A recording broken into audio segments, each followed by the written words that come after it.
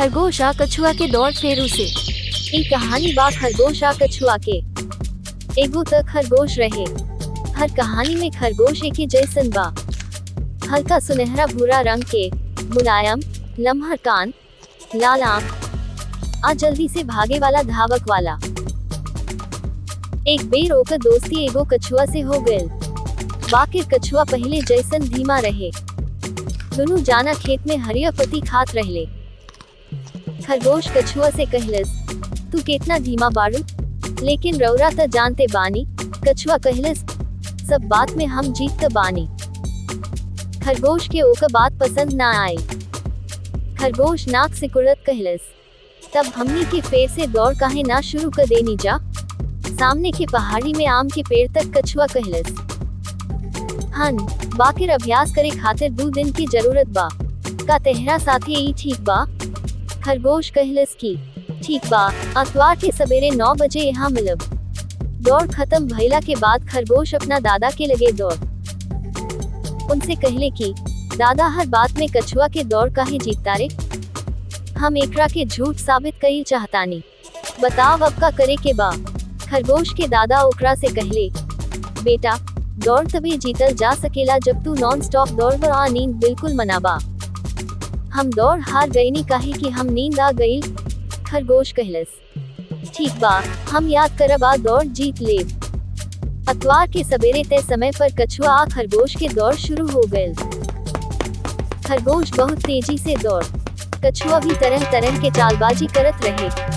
कबो टेढ़ चले की कोशिश करत रहे तो कबो तेज चले की कोशिश करत रहे। आधा रास्ता में खरगोश एगो बढ़हन टोकरी देखलस जवना में ताजा पत्ती, गाजा आ मूली रहे।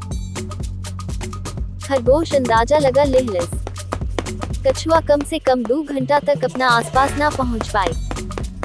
खरगोश एगो पेड़ के छांव में बैठ के टोकरी से पत्ती आ गाजा खाए लागल। टोकरी में बात खत्म होत रहे। खरगोश एगो बढ़िया गोल चमक वस्तु देखलस।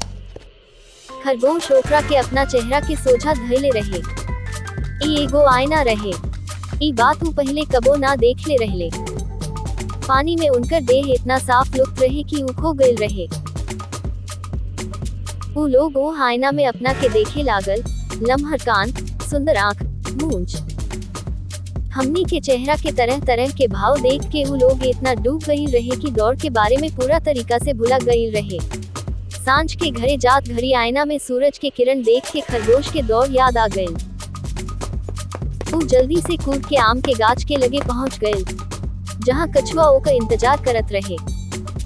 खरगोश मन ही मन गुनगुनाए लागल, लेकिन हम बहुत आगे रहनी अबूरी दादा के मुताबिक सुतल रहनी, लेकिन कवनो तरीका से हम दौड़ हार गईनी। कछुआ कहलस, खरगोश, हमार भी एगो दादा बाड़े। जई से तू अपना दादा से पूछले रहलू, हम पूछनी त हमनी के दोनों लोग काले सब्जी के टोकरी अबूरी आईना सड़क पर छोड़ देनी। दौड़ जीतल जा सकेला, भले रौरा बिना रुकले सही मायने में पहुंचे के कोशिश ना करी।